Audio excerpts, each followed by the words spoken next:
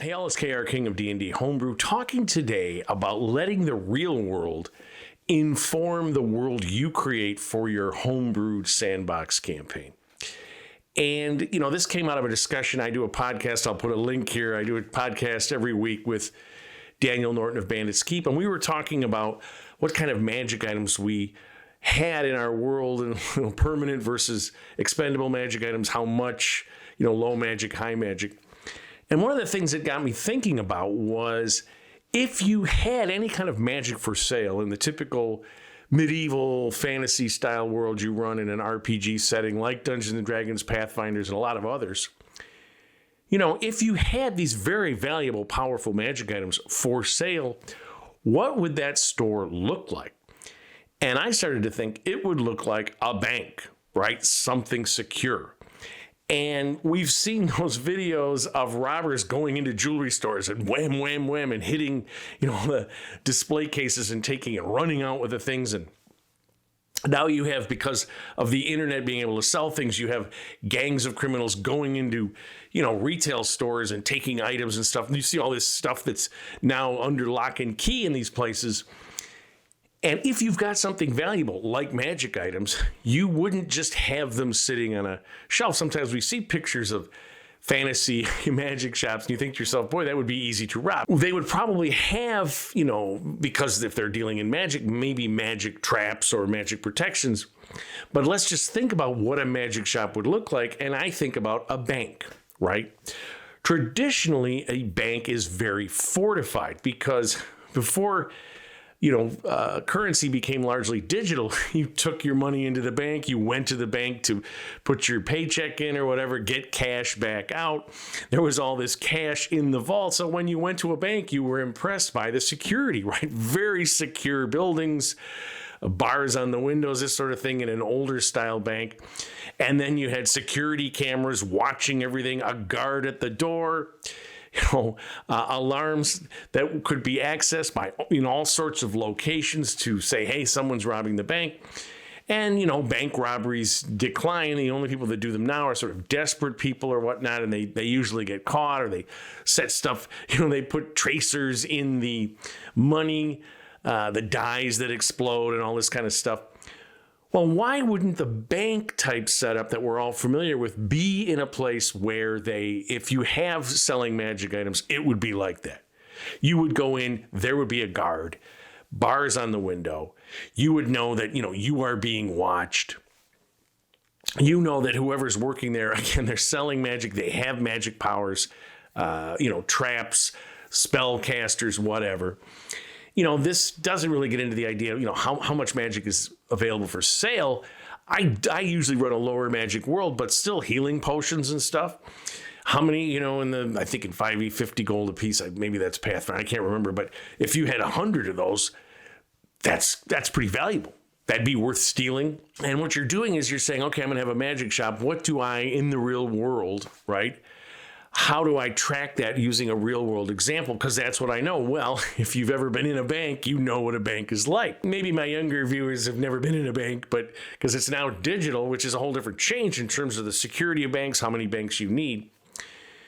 But a jewelry store, a gun store, right? Any store that sells something that is very valuable and that people might want to steal and could easily fence is going to have security, is going to be difficult to rob, visually difficult, right? It's like having a guard dog outside your house.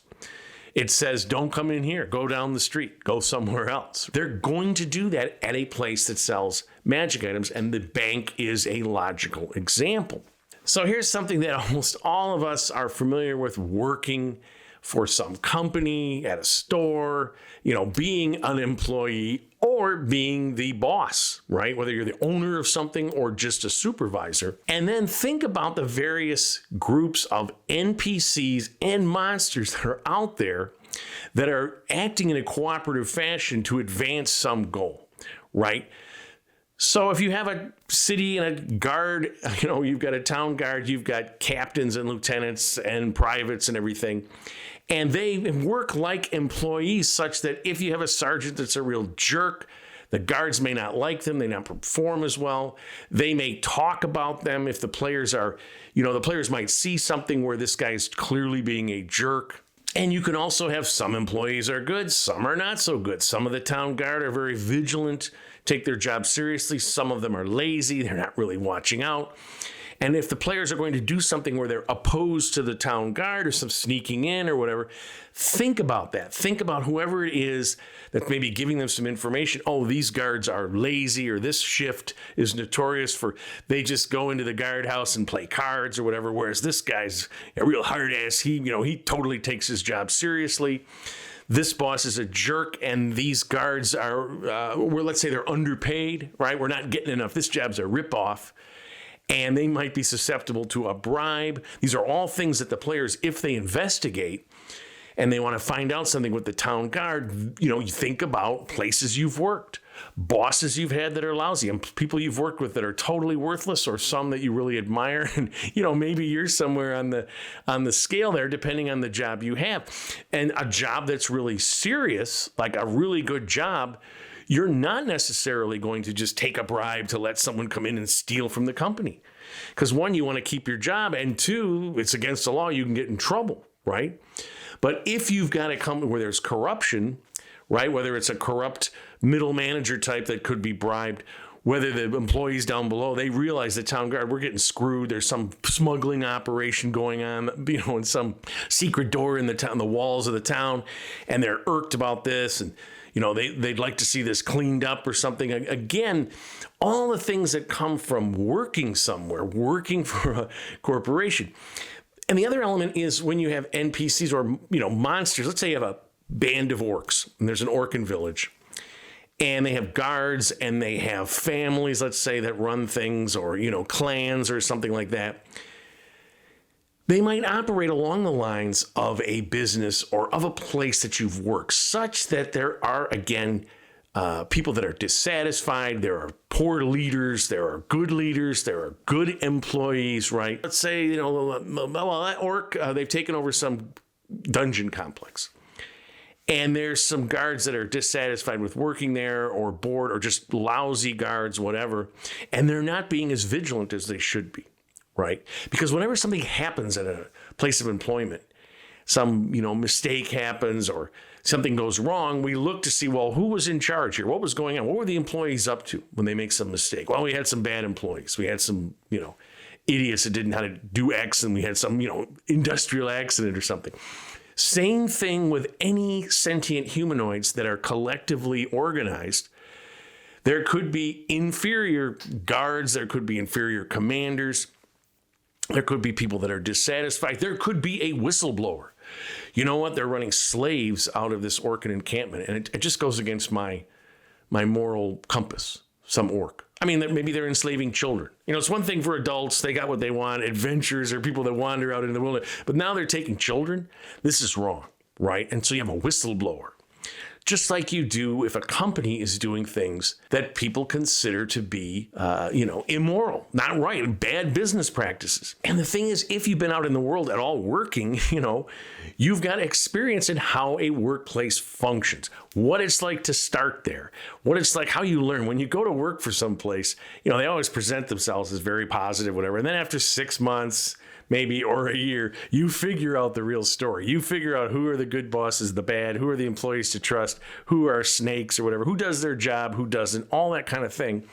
And if the players encounter, like I said, the town guard, the royal court, NPCs that are cooperating, if they see that there are individuals within this that conform to all the things we see in an employee, work environment, it makes your world seem real, and it gives them opportunities to try to work their way in somewhere or come at some problem from a different perspective than just, I attack.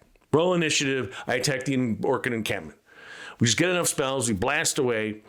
Because you could have an orcan encampment, I do this all the time, where it's, depending on the player's level, it's going to be very difficult to impossible to just start blasting. Once they know you're attacking them or something, for whatever reason that you want to attack them, difficult.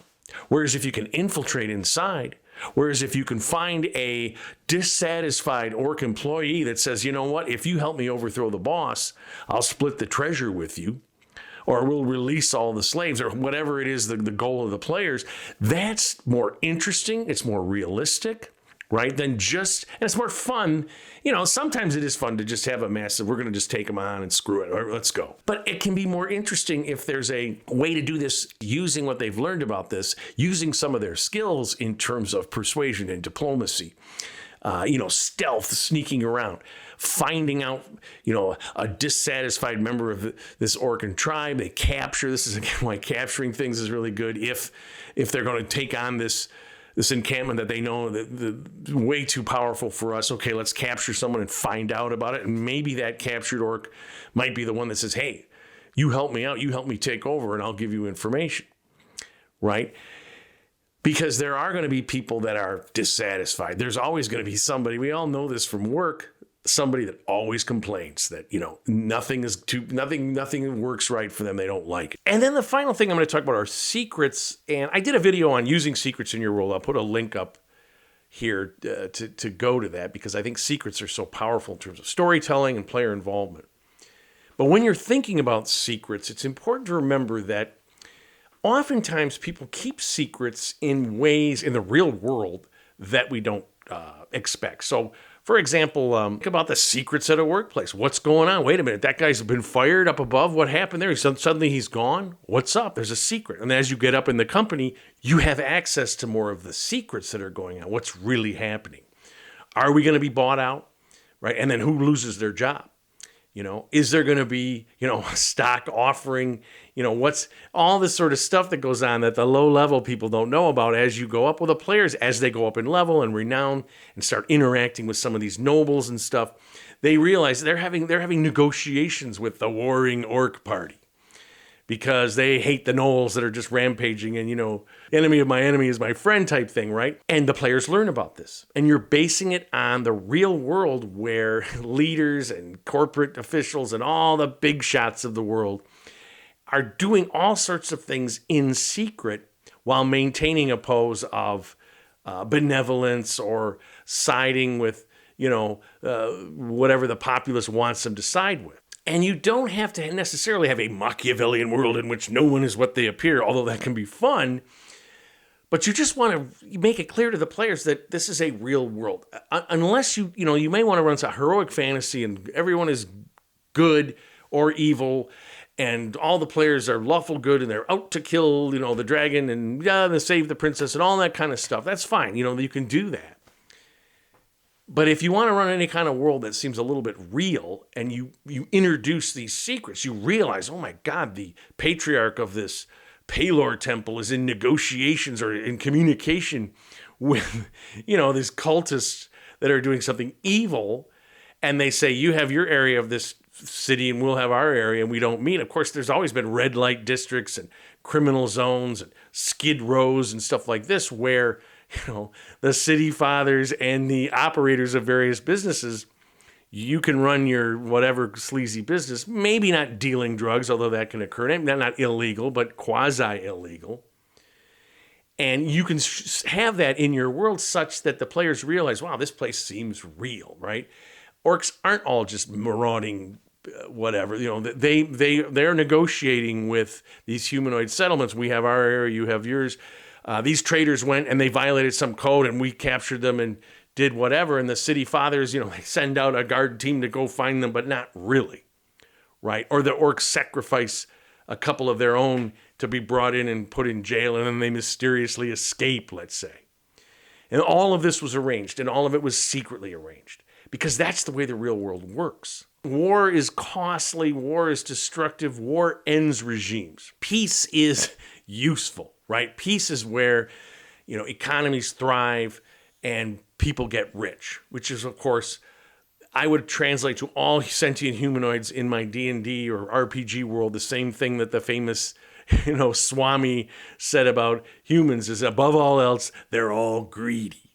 And so that greed means I want power, I want items, I want to live a wonderful life, and peace and, war does not necessarily do that. Unless you have these sort of Conan the Barbarian world in which you must crush your enemies and hear the lamentations of their women, that kind of thing. But if you want a world that tracks to the real world, the powerful figures are going to have secrets amongst themselves in order to keep things at a level that keeps them in power. And the players slowly but surely discover this about the world. And I don't think it makes it seem unrealistic. In fact, it gives it a depth that will be fascinating to your players because we all love secrets. We all want to know, well, if this is the way this operates at this level when I'm 6th, how does it operate when I get to 8th or 9th, when I'm really dealing with people? Because again, you got to gauge your secrets according to the level of your players and how much they find out. And then when they're sent on missions and whatnot, and they become, as I say, they grow in esteem, they suddenly are people that the big shots go to, and they reveal secrets to them because they're now at that point. Now, they don't want the players to do a WikiLeaks, right? And just go to the town crier and go, guess what? The king is now negotiating with the orcs. That's a quick way to get yourself killed. Julian Assange has not had a lot of fun since he did that. So the players recognize these secrets are meant to be held secret, but we have them. So you're tracking with the real world. You're saying valuable items are going to be protected like banks. You're saying that in the workplace, there's all sorts of stuff that goes on that makes organized humanoid, civilizations or endeavors or whatever. They're going to have aspects to them like a workplace that I can exploit, as a player, or that I can at least, I can see how it operates such that it seems real. And again, as I said, the secrets of, the secrets of a workplace, the secrets between these collective groups of humanoids that are constantly competing with each other in the world for power, for wealth. And you just track those, you just look at the examples and think about what you see in the real world and then put it in your RPG setting. So hopefully that's helpful to you. If you like what you've seen, please subscribe. Always looking for more. Love to hear some comments about how you track the real world in your own homebrewed setting. But most importantly, play an RPG game, whichever one you choose, and tell somebody else about it.